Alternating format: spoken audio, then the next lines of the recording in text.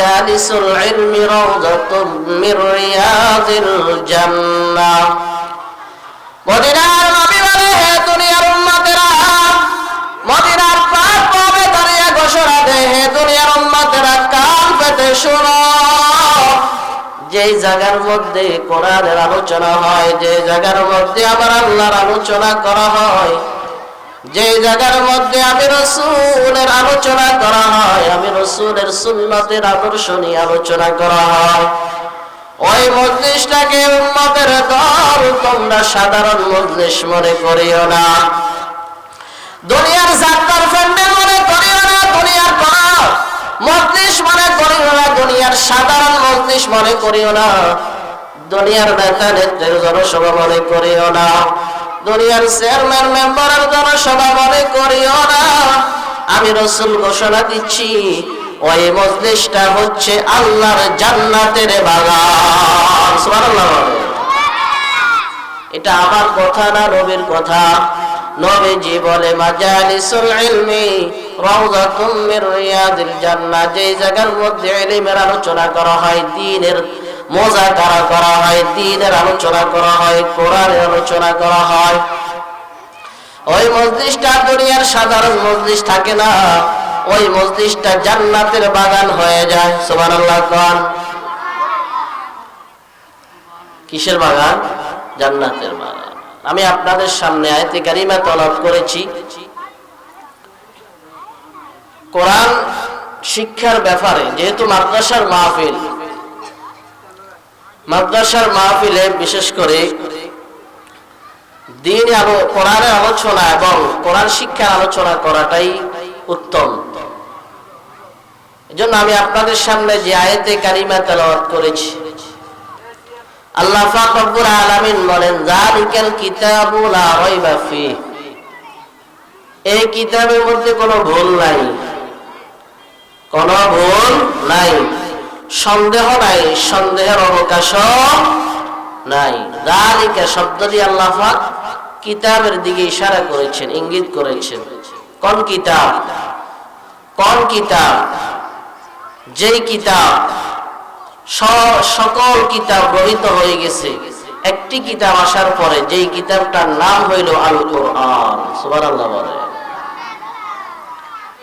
ওই কিতাবের ব্যাপারে আল্লাহ পাক রব্বুল আলামিন বলেন, হে দুনিয়ার বান্দারা, আমি তোমাদেরকে যেই কিতাব দান করেছি, এই কিতাবের মধ্যে কোনো ভুল নাই, কোনো সন্দেহ নাই, সন্দেহের অবকাশও নাই। আমি আর আপনি আমার জীবন কিভাবে পরিচালনা করব, এই পরিচালনা করার জন্য আল্লাহ পাক আসমান থেকে আমার আপনার সাথে, আমার আপনার জন্য একটা কিতাব দিয়েছে। সেই কিতাবটার নাম হচ্ছে আল কোরআন। একটা মেসাল দিলে বুঝতে পারবেন। এ বাচ্চারা, কথা বলিও না বাবা, কথা বলিও না। একটা মেসাল দিলে বুঝতে পারবেন। দুনিয়ার এক মানুষ যদি একটা মোবাইল ক্রয় করে, বাজারে গিয়ে ক্রয় করে,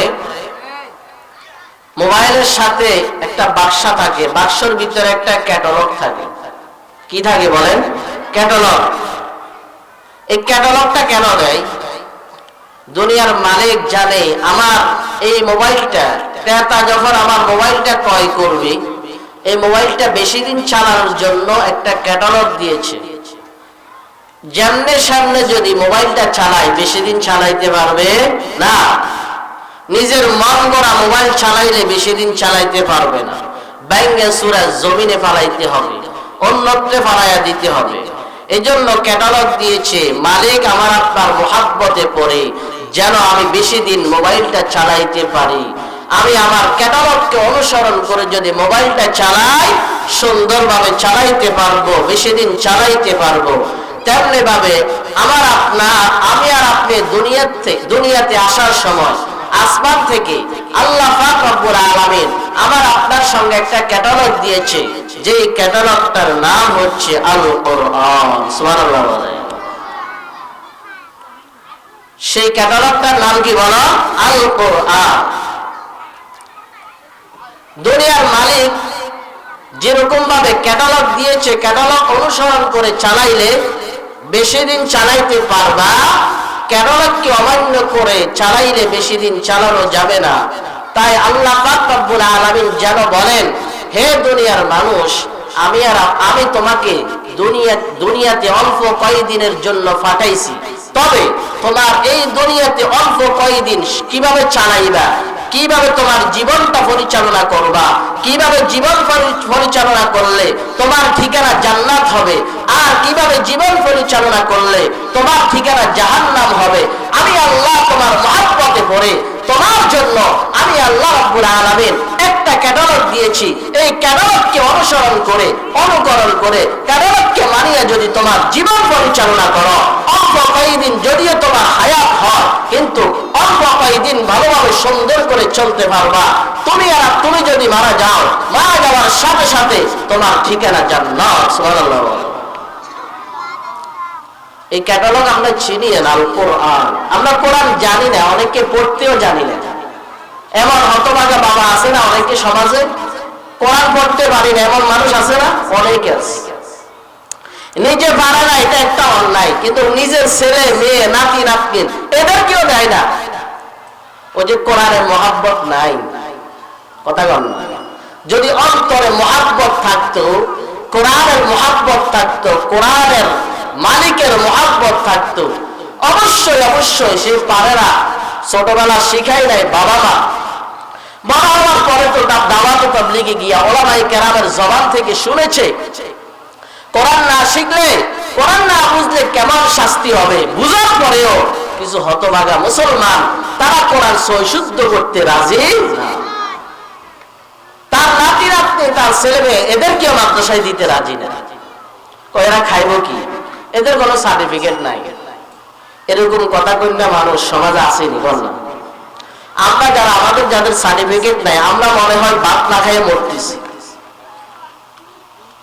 কয়জন সার্টিফিকেট আলা আছে? অনেক মানুষ আছে সার্টিফিকেট পকেটে পকেটে নিয়ে রাস্তায় ঘুরে, চাকরির ব্যবস্থা হয় না। কথা বল না, ঠিক না বেটি? সার্টিফিকেট একটা, তাওয়াক্কুল আলাল্লাহ, আল্লাহর উপর তাওয়াক্কুল রাখবেন, সার্টিফিকেটে খাওয়াইতে পারে না। কথা বল না, ঠিক না বেটি? সার্টিফিকেটে হইতে পারে না, সার্টিফিকেট একটা উসিলা হইতে পারে, বাকি সার্টিফিকেটের উপর ভরসা করা যাবে না। উঁচু লেভেলের শিক্ষা অর্জন করতে পারলে বেহতের, ভালো, অনেক ভালো, কিন্তু সর্বপ্রথম যে বিদ্যা, সর্বপ্রথম যে শিক্ষাটা আমার আপনার জন্য জরুরি, সেই শিক্ষা আমাদের মাঝে না। মাদ্রাসা বাইরের পাশে মাদ্রাসায়, মাগার মাদ্রাসায় দেয় না। 1 কিলোমিটার দূরে স্কুল, 1 কিলোমিটার কেজিতে গিয়া স্কুলে কেজিতে দেয়, কিন্তু মাদ্রাসায় দিতে পারে না। তার ভাগ্যে তার সন্তানকে মাদ্রাসায় দিবে, তার ভাগ্যে এটা জোরে না। কপাল ভালো না খারাপ? বলছে অনেক খারাপ।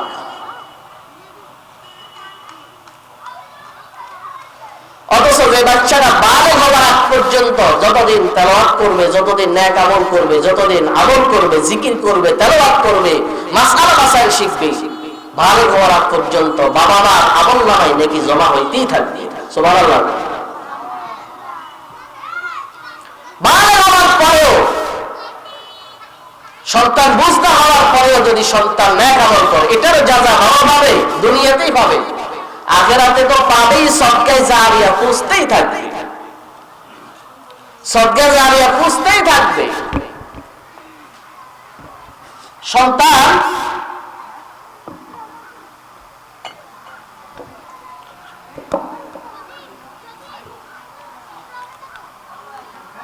একটা সন্তান যদি কোরআন তেলাওয়াত করে, বাবা মারা যাওয়ার পরে সন্তান কোরআন তেলাওয়াত করলে, এই সন্তানের কোরআন তেলাওয়াতের সওয়াব বাবার কবরের মধ্যে ফুঁসতে থাকবে। সুবহানাল্লাহ। একটা সন্তানকে যদি মাদ্রাসায় শিক্ষা দিতে পারেন, হাদিস শরীফের মধ্যে আছে, আপনার সন্তানকে মাদ্রাসায় দেওয়ার পরে যদি আপনি মারা যান, আপনার এই সন্তান যত তেলাওয়াত করবে, আল্লাহ পাক রব্বুল আলামিন আপনার সন্তানের তেলাওয়াতের সওয়াব আপনার কবরের মধ্যে পৌঁছায়া দিবে। সুবহানাল্লাহ বলেন। এটা বিশ্বাস করেননি? বিশ্বাস করলেও আপনি বিশ্বাস করলেও আপনার কবরে যাবে, না করলেও যাবে। যদি আপনি একের ইখলাসের সাথে আপনার অন্তরের মধ্যে কোরআনের মহব্বত থাকে, কারণ কোরআনের মহব্বত ছাড়া আপনি মুসলমানিত্ব থাকতে পারে না। অন্তরের মধ্যে, সকলের অন্তরের মধ্যে কোরআনের মহব্বত থাকা জরুরি। কথা কোন না ঠিক নেবে? ঠিক। মানুষ মারা যাওয়ার পরে তার আমলনামার মধ্যে কিভাবে কোরআন তেলাওয়াতের সওয়াব পৌঁছে দৃষ্টান্ত দিলে বুঝতে পারবেন। ঈসা নবী আলাইহিস সালাতু ওয়াস সালামের নাম শুনছেন কিনা? অনেকে শুনেছেন। ঈসা নবী, আমাদের নবীর আগের নবীর নাম হলো ঈসা আলাইহিস সালাতু ওয়াস সালাম। যে ঈসা নবী রাস্তা দিয়ে হাঁটিয়ে গেলে কবরে আযাব হইলে বুঝতে পারতো এখানে কবর আযাব হচ্ছে কিনা। কোন কবরস্থান দিয়ে হাঁটিয়ে গেলে যদি বলতো কুম্বিরনিল্লাহ, দাঁড়ায়া যাও, আল্লাহর নামে দাঁড়ায়া যাও, কবর থেকে মৃত মানুষটা আল্লাহর নামে দাঁড়ায়া যাইতো। সুবহানাল্লাহ কন্যা। সেই ঈসা আলাইহিস সালাতু ওয়াস সালাম একদিন রাস্তা দিয়ে হাঁটিয়ে যায়। রাস্তা দিয়ে হাঁটিয়ে যাওয়ার সময় সাথে সামনে একটা কবর। ওই কবর থেকে কবর আযাব আসতেছে, কবরের আযাব। ঈসা আলাইহিস সালাতু ওয়াস সালাম কবর থেকে আযাবটা দেখে কিছুক্ষণ দাঁড়ায় রইলেন। দাঁড়ায় থাকার পরে চলে গেলেন। আবার কিছুদিন পরে রাস্তা দিয়ে অতিক্রম করতেছে, ওই রাস্তা দিয়ে যাইতেছে। পূর্বে গত কিছুদিন আগে যে রাস্তা দিয়ে হাঁটিয়ে যায়, ওই কবরস্থান থেকে কবর আযাব শুনতে পায়, কবর আযাব দেখতে পাইলেন। কিন্তু আজকে আর কবর আযাব নাই। আজকে কবর থেকে যেন জান্নাতের মিশকের আম্বরের ঘ্রাণ ছুটতেছে। সুবহানাল্লাহ। কিছুদিন আগে কবর আযাব ছিল, আজকে কবর আযাব নাই, পুরাটাই বিপরীত। আজকে আর কবর আযাব নাই, কবর থেকে যেন জান্নাতের মিশক আম্বরের ঘ্রাণ পাইতেছে। ঈসা নবী আল্লাহকে প্রশ্ন করে, আল্লাহ, হে আল্লাহ, গত কিছুদিন আগে রাস্তা দিয়ে হাঁটিয়ে গেলাম, এই কবরস্থান থেকে এই কবর থেকে জাহান্নামের আগুনের লেলুয়া বের হইতেছে এবং আমি জাহান্নামের আগুনের উত্তপ্ত আওয়াজ শুনতে পাইলাম। কিন্তু আজকে দেখি পুরাটাই বিপরীত। তার কারণ কি? আল্লাহ রাব্বুল আলামিন বলে, হে আমার ঈসা, তুমি যাকে কিছুদিন আগে তার কবরের মধ্যে আযাব দেখলা, আজকে দেখলা জান্নাতের সুগন্ধি, জান্নাতের ঘ্রাণ পাইতেছ। ওই বান্দা যখন মারা যায়, মারা যাওয়ার আগে তার বিবি ছিল প্রেগনেন্ট। ওসিয়ত করে, আমি যদি মারা যাই বিবি, আমি যদি মারা যাই, আমার সন্তান যদি দুনিয়াতে আসে, দুনিয়াতে আসার পরে আমার সন্তানটা বড় হইলে 5 বছর হইলে আমার সন্তানকে মাদ্রাসায় ভর্তি করায়ও, আমার সন্তানকে কোরআনের শিক্ষা দিও। সুবহানাল্লাহ কন্যা। কিসের শিক্ষা? কোরআনের শিক্ষা দিও, কোরআনের শিক্ষা দিও। ঠিকই যখন বিবির সন্তানটা দুনিয়াতে আসলো, 5 বছর হয়ে গেল, 5 বছর পরে বাবার ওসিয়ত অনুযায়ী সন্তানকে মাদ্রাসায় দিয়ে আসলো। সন্তানকে যখন মাদ্রাসায় দিয়ে আসে, সন্তান পড়তেছে আউযু বিল্লাহি মিনাশ শাইতানির রাজীম, বিসমিল্লাহির রাহমানির রহিম। আপনারা একবার বলেন না, বিসমিল্লাহির রাহমানির রহিম। আমলনামায় কমপক্ষে 190টা নাকি জমা হয়েছে। সুবহানাল্লাহ।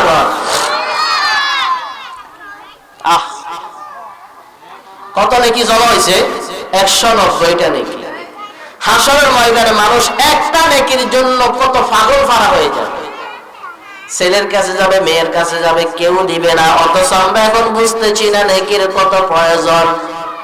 মানুষ মারা যাওয়ার পরে এক শ্রেণীর মানুষ জান্নাতে যাওয়ার পরে আফসোস করবে।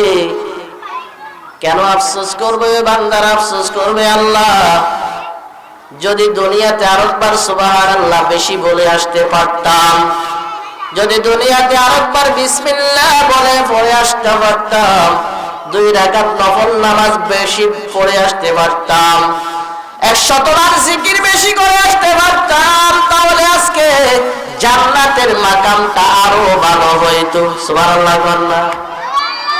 জান্নাতে যাওয়ার পরে আফসোস করবে মানুষ, কেন করবে? আল্লাহ, দুনিয়াতে যদি আরেকটু নেক আমল বেশি করে আসতে পারতাম, তাহলে আজকে জান্নাতের মাকামটা আরো বেশি হইতো। এখন আমরা বুঝি না নেকির কদর, নেকির কদর আমরা বুঝি না। কথা বল ঠিক না বেটি? এত অনেক মানুষ দেখবেন হুজুর এত নেকি দি কি লাভ হইব? হাসরের ময়দানে বোঝা যাবে, একটা নেকির জন্য যখন মানুষ আটকিয়া যাবে, তখন বুঝতে পারবেন নেকির কত প্রয়োজন। কথা বল ঠিক না বেটি? সন্তান মাদ্রাসায় গিয়ে পড়তেছে, বিসমিল্লাহির রহমানির রহিম, বিসমিল্লাহ পড়ে এখান দিয়া বাবার কবর আযাব আল্লাহ পাক মাফ করে দিয়া আল্লাহ রাব্বুল আলামিন বাবার কবরের মধ্যে জান্নাতের সুসংবাদ দিয়া দিছে। সুবহানাল্লাহ। ফাফরিশুহু মিনাল জান্নাহ ওয়ালবিসুহু মিনাল জান্নাহ, জান্নাতের বিছানা বিছায়া দিছে।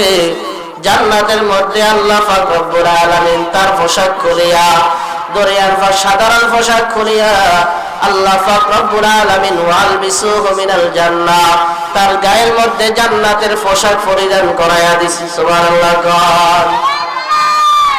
দেখেন এই বাচ্চারা, আসরের পরে কথা বলতে একেবারে কষ্ট, অনেক কষ্ট। যারা বলে তারা বুঝে।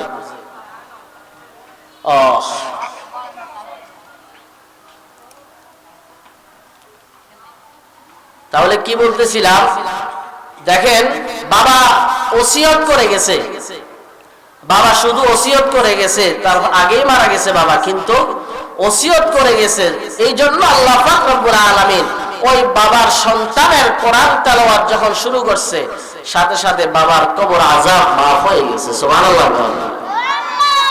মাইকের আওয়াজ যতটুকু যাচ্ছে, অন্তত পক্ষে এই এলাকার মানুষ ফতেপুর আদর্শ নুরানী তালিমুল কোরআন মাদ্রাসা আপনাদের পাশে, আপনার বাড়ির পাশে। এখন আপনার স্বাধীনতা আল্লাহ আপনাকে দিয়েছে, আপনার বিবেক আল্লাহ দিয়েছে, আপনি কোথায় দিবেন? অন্তত পক্ষে আপনাদের কাছে আমাদের আরজি, আপনাদের কাছে আমাদের দরখাস্ত, অন্তত পক্ষে আপনার সন্তানকে নুরানি শিক্ষা অন্তত দেন। তারপর আপনার সন্তান যেখানে যাক অসুবিধা নেই। কথা বল, আপনার সন্তান পরবর্তীতে যেখানে যাক অসুবিধা, অন্তত নুরানি শিক্ষাটা। আলহামদুলিল্লাহ, অনেক অভিভাবক, অনেক মানুষ মুসলমান আছে জানাজার নামাজের নিয়মটাও জানে না। জানাজার নামাজ আসলে ঈদের নামাজ পড়ে না, এরকম হতভাগা মুসলমান সমাজ আছে। আরো অনেকে মসজিদে গিয়ে হুজুর জানাজার নামাজ হবে, দেখি আজান দেন নাই রে। অনেক মুসলমান জানাজার নামাজের আজান আছে না এটাও জানে না। ঈদের দিন হুজুর আজান দেন না কেন? দেখেন, ঈদের নামাজের আজান আছে না এটাও জানে না। ঈদের নামাজ কিভাবে পড়বে এটাও জানে না। জানাজার নামাজ কিভাবে পড়বে এটাও জানে না। আলহামদুলিল্লাহ, আমাদের নুরানি মাদ্রাসা ছোট্ট ছোট্ট বাচ্চা, 7 বছরের বাচ্চা, 8 বছরের বাচ্চা, আলহামদুলিল্লাহ পুরাপুরি জানাজার নামাজ পড়াইয়া ঈদের নামাজ পড়ায় আপনাকে দেখাই দিতে পারে। সুবহানাল্লাহ। আপনি সূরা ফাতিহা জানেন না, কিন্তু আপনার বাচ্চাটা নুরানি মাদ্রাসার ছোট ছোট বাচ্চারা কি সুন্দর করে সূরা ফাতিহা পড়ে। আপনার কি একটু মায়া লাগে না? মায়া লাগবে কোত্থেকে? ওই যে বলছি, মহাব্বত নাই। এটার মহাব্বত গাঁথতে হবে আগে। সিনার মধ্যে কোরআনের মহাব্বত ঢুকাইতে হবে। এই সিনার মধ্যে কোরআনের মহাব্বত যদি থাকতো, অন্তরের মধ্যে যদি কোরআনের মহাব্বত থাকতো, অবশ্যই অবশ্যই আমি নিজেই কোরআনওয়ালা হইতাম, আমার সন্তানকেও কোরআনওয়ালা বানাইতাম। কথা বল না ঠিক না বেটি? আফসোস করবেন, আফসোস করবেন, হায় আফসোস, হায় আফসোস। কিয়ামতের ময়দানে যত আফসোস করেন কোনো লাভ আছে রে? বললাম কোনো লাভ নাই, কোনো লাভ হবে না, শুধুই আফসোস করবেন। আফসোস করলে কোনো লাভ হবে না। রব্বানা আবসারনা ওয়া সামি'না ফারজি'না না'মাল সালিহান ইন্না মুকিনুন। আল্লাহ দুনিয়াতে আবার পাঠান। বুঝি নাই, বুঝিও বুঝি নাই, শুনিও শুনি নাই। আল্লাহ দুনিয়াতে আরেকবার পাঠান, রব্বানা আবসারনা ওয়া সামি'না ফারজি'না না'মাল সালিহান ইন্না মুকিনুন। আল্লাহ দুনিয়াতে আরেকবার পাঠান না। আল্লাহ বলবে না না, তোদের মতন বাটপার আর হতে পারে না। তোরা মনে করছো দুনিয়াতে যাইয়া আবার ন্যাক আমল করবে, না না, একবারে পাঠাইলাম, দ্বিতীয়বার পাঠানোর আর সুযোগ নাই। কথা বল না, ঠিক না বেটি? জন্য ভাইয়া দোস্ত মুরব্বীরা একটু ফিকির করেন, ইনশাআল্লাহ কাজে আসবে। একটু ফিকির করলে কাজে আসবে। ফিকিরের অনেক দাম।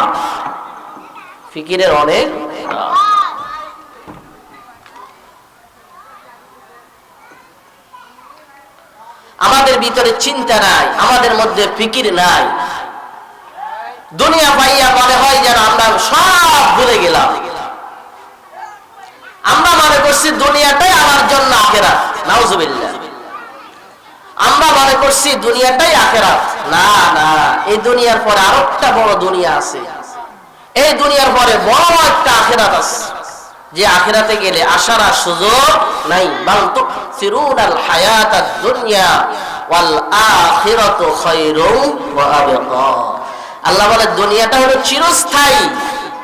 মায়ের পেটে যখন সন্তান থাকে, আমরাও ছিলাম, আমরাও তখন বলছি এটাই বড় দুনিয়া, এটার চাইতে আর দুনিয়া নাই। কিন্তু এই মায়ের পেটটা কতটুকু বলেন? অল্প না, একেবারে ফুটবলের মতো, তার থেকে ছোট না। ওরা কথা বল না, তার থেকে ছোট না, অনেক ছোট।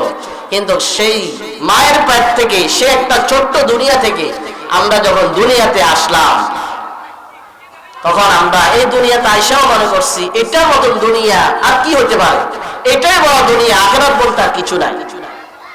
আল্লাহ বলে না না, তুমি একটু চিন্তা করো বান্দা। তুমি মনে করছো দুনিয়ায় তোমার শেষ, দুনিয়ায় তোমার শুরু, দুনিয়াটাই তোমার শেষ। না না না না, আমি তোমার জন্য, তুমি যদি নেক আমল করে থাকো, তুমি একজনের জন্য, মাত্র একজনের জন্য আমি আল্লাহ রাব্বুল আলামিন সর্বনিম্ন যে বান্দাকে আমি জান্নাত দিব, ওই বান্দাকে আমি আল্লাহ এই দুনিয়ার সমান 10টা দুনিয়া জান্নাত দান করব। সুবহানাল্লাহ। তাহলে একটা বান্দার জন্য যদি নিম্ন স্তরের জান্নাতি ব্যক্তিকে 10 দুনিয়ার সমান একটা জান্নাত দেয়, তাহলে জান্নাতটা কত বড়, আখিরাতটা কত বড়। ওয়াল আখিরাতু খায়রুন ওয়া আবকা। আল্লাহ রাব্বুল আলামিন বলে, হে দুনিয়ার মানুষ, বাল তুসিরুনাল হায়াতাদ দুনিয়া, দুনিয়াটা হলো ক্ষণস্থায়ী। দুনিয়াটা হলো কি? ক্ষণস্থায়ী। ওয়াল আখিরাতু খায়রুন ওয়া আবকা, আখিরাতটা হলো চিরস্থায়ী। আর কোন শব্দ দিয়ে বুঝাইলো আখিরাতটা হলো চিরস্থায়ী, যেখানে গেলে আসার আর কোনো কি নাই, সুযোগ নাই। আখিরাত কতদিন বলেন? আখিরাত কতদিন? আখিরাত ততদিন, আল্লাহ আছে যতদিন, আখিরাত ততদিন। সুবহানাল্লাহ বলেন, আল্লাহ আছে যতদিন, আখিরাত ততদিন। বলেন তো দেখি, আল্লাহ কতদিন? কোন সীমা আছে নাই? নাই নাই। আখিরাতটাও ততদিন, যে বান্দাটা জান্নাতে যাবে সে আবাদুল আবাদ জান্নাতে থাকবে। যে বান্দাটা জাহান্নামে যাবে, যদি কালিমা পড়নেওয়ালা হয়, সে একদিন জাহান্নামের আগুন ভোগ করার পরে আল্লাহ পাক তাকে জান্নাতের পারমিশন দিবে।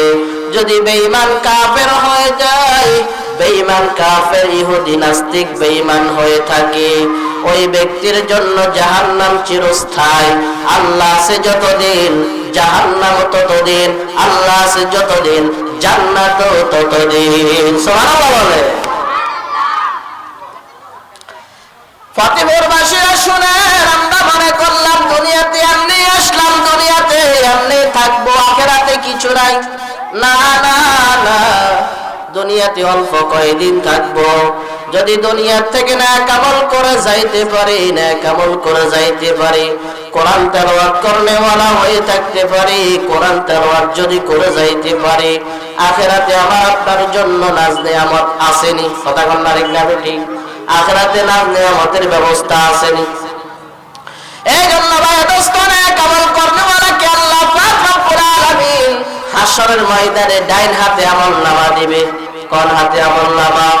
ডাইন হাতে আমলনামা দিবে। ওয়ায়ুতিহিল্লাহু বিয়ামিনি, তার আমলনামা ডাইন হাতে আসবে। সেই খুশির সাথে অন্য ব্যক্তির কাছে গিয়ে বলবে, দেখো তো ভাই, আমি যে আমার ডাইন হাতের মধ্যে কি লেখা আছে একটু দেখো। ডাইন হাতে আমলনামা গাড়ি সেই খুশির সাথে সবাইকে দেখাইতে থাকবে। আর বদ আমল করনেওয়ালারা, কোরআন তেলাওয়াত না শিখনেওয়ালারা, সন্তানকে মাদ্রাসায় ভর্তি না করানেওয়ালারা, বদ আমল করনেওয়ালারা, তার আমলনামা যখন বাবাতে হাত আসবে, সে দুঃখের সাথে বান্দার কাছে যাবে, দেখো তো ভাই আমার হাতের মধ্যে কি, আমার হাতের মধ্যে কি। সেদিন দুঃখের মতো আর কোনো দুঃখ থাকতে পারবে না। কথা বল না ঠিক না ঠিক? আমলনামা যদি বাম হাতে আসে, আমার আপনার কি অবস্থা হবে? আমরা সবাই ডাইন হাতে আমলনামা চাই কি চাই না? ডাইন হাতে আমলনামা চাইলে না, আমল ছাড়া কোনো উপায় নাই, কোরআনের মুহাব্বত ছাড়া কোনো উপায় নাই। অনেক বাবারা আছেন কোরআন পড়তে পারেন না, কোরআন জানেন না, এমন আছেন না? কিন্তু আমাদের দুঃখ নাই, অন্তরের মধ্যে কোরআনের মুহাব্বত নাই, কোরআনের মুহাব্বত নাই। ওই দিন শুনেছি পাকিস্তানের একজন মুরব্বী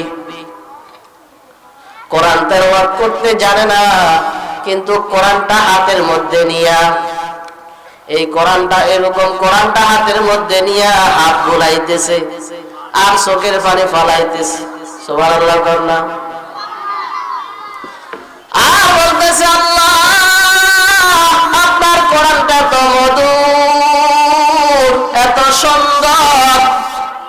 ছোটবেলা যদি বাবা মা পড়াইতো, যদি পড়তে পারতাম, তাহলে আজকে কোরআনটা পড়তে পারতাম। কোরআনটা এত সুন্দর, কিন্তু আমি পড়তে পারি না, কোরআন জানি না। আমার মতো হতভাগা আর কেউ নাই পাকিস্তানের জমিনে, আমার মতো হতভাগা আর কেউ নাই। এই বিদ্যমান চোখের পানি ফলায় আর কান্না করে আর বলে, আল্লাহ ও আল্লাহ, আমার মতো হতভাগা আর কে হতে পারে যে আপনার কোরআন পড়তে পারে না? ওই আল্লাহর বান্দা কোরআনের উপরে হাত বোলায়, কোরআনের উপরে হাত বোলায় আর পৃষ্ঠা উল্টাইতে থাকে, কোরআনের উপরে হাত বোলায় আর বলতেছে, আল্লাহ তোমার কোরআনের এই বিধান সত্য, তোমার কোরআনের এই বিধান সত্য। সুবহানাল্লাহ কন্যা। কি বলে? কোরআনের পৃষ্ঠার উপরে হাত বোলায়, অর্থটা জানে না, তেলাওয়াতও জানে না, অর্থও জানে না, কিন্তু কি বলবে? অন্তরকে সান্ত্বনা দিচ্ছে, মনকে সান্ত্বনা দেয়। এ দেখেন মুহাব্বত আছে, কিন্তু কি আছে? জোরে কর না, কি আছে? মুহাব্বত আছে। মুহাব্বত আছে বিদায় কোরআন তেলাওয়াত জানে না, অর্থও জানে না, কিন্তু কোরআনের আয়াতের উপরে হাত বোলায়, কোরআনের আয়াতের উপরে হাত বোলায় আর বলে, আল্লাহ আপনার এই আয়াতটাও সত্য, আপনার এই আয়াতের মধ্যে যা বলেছেন তাও সত্য, ওই আয়াতের মধ্যে যা বলেছেন তাও সত্য, ওই পৃষ্ঠার মধ্যে যা বলেছেন তাও সত্য, ওই পৃষ্ঠার মধ্যে যা বলেছেন তা সত্য, ওই পারার মধ্যে যা বলেছেন তা সত্য। এক কথায় পুরা 30 পারার মধ্যে হাত বোলায় আর বলে, আল্লাহ আপনার এই বিধানটাও সত্য, এই বিধানটাও সত্য, যা বিধান রেখেছেন তা সত্য। এই কথা বলে বলে পুরা কোরআনের উপর হাত বোলাইয়া পুরা কোরআনটা শেষ করছে। সুবহানাল্লাহ। শেষ করছে। রাত্রেবেলা যখন ঘুমাই, তেলাওয়াত তো জানে না, অন্তরের মধ্যে দুঃখ, আল্লাহর কোরআনের মুহাব্বতটা থাকার কারণে অন্তরের মধ্যে ধাক্কা লেগেছে। আল্লাহ, ছোট ছোট বাচ্চারা কোরআন তেলাওয়াত করে, আমার মায়া লাগে। অনেক আলেম ওলামার কোরআন তেলাওয়াত করে, অনেক কারীরা কোরআন তেলাওয়াত করে, কতই না মধুর, কতই না সুন্দর। কথা কন্যা ঠিক না ঠিক? রাত্রেবেলা যখন ঘুমাইতে গেল, কোরআন তেলাওয়াত এতক্ষণ পর্যন্ত জানে না। হঠাৎ করে মনের মধ্যে চিন্তা, একটু দেখি পারে কিনা। আলহামদু থেকে শুরু করছে, আলহামদু থেকে শুরু করার পরে আল্লাহ রাব্বুল আলামিনের মর্জি, ওই বান্দার অন্তরের মধ্যে কোরআনের মুহাব্বত থাকার কারণে, কোরআনের মুহাব্বত, কোরআন আজমত থাকার কারণে অন্তরের মধ্যে ধাক্কা লেগেছে। আল্লাহ আমি কোরআন জানি না, কিন্তু আপনার কোরআনকে মুহাব্বত করি। এই কথা বলতে বলতে সূরা ফাতিহা পড়ছে, সূরা ফাতিহা থেকে সূরা নাস পর্যন্ত পড়ে ফেলেছে। আল্লাহ পাক রব্বুল আলামিন তাকে পুরা কোরআনের হাফেজে কোরআন বানায়া দিয়েছে। সুবহানাল্লাহ বলে। এটা একমাত্র কোরআনের মুহাব্বত থাকার কারণে। কথা বললা ঠিক না ঠিক? কি থাকার কারণে বলেন? কোরআনের মুহাব্বত। আমাদের অন্তরের মধ্যে কোরআনের মুহাব্বত নাই। দেখেন না সূরা ফাতিহা প্রতিদিন ইমাম সাহেব তেলাওয়াত করেনি? দিন পর্যন্ত বলছেন হুজুর প্রতিদিন সূরা ফাতিহা পড়েন, আজকে অন্য একটা সূরা ধরেন, কইছেন নি? ওরে কথা বলা কইছেন নি? কোনদিন বলেন নাই। ইমাম সাহেব প্রতিদিন সূরা ফাতিহা পড়ে, ইমাম সাহেব প্রতিদিন সূরা ফাতিহা পড়ে। এই জন্য সূরা ফাতিহা পড়া কোনদিন মানা করেন নাই, কারণ সূরা ফাতিহার মধ্যে আল্লাহ পাক কত বিধান রেখেছে। পুরা কোরআনের মধ্যে যা রেখেছে সূরা ফাতিহার মধ্যে তাই রেখেছে। সুবহানাল্লাহ কন্না। আযান পড়।